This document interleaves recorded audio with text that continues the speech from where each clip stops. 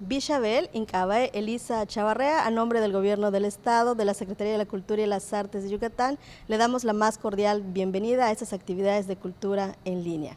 El día de hoy continuamos con las clases en maya, las frases breves. En esta ocasión aprenderemos a decir a qué nos dedicamos o qué trabajo hacemos. Para ello usamos la frase Bash Meya Kabetik.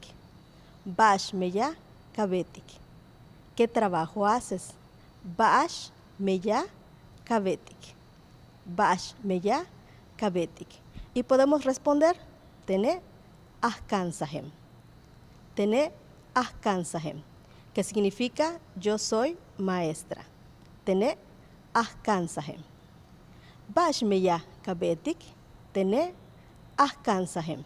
Una vez más, Bash Meya Kabetik. Tene Ahkansahem. Agradecemos que se hayan quedado con nosotros y como siempre los invitamos a quedarse en casa o como diríamos en lengua maya, Paten Tawotoch. Juntos transformemos Yucatán. Gobierno Estatal 2018-2024.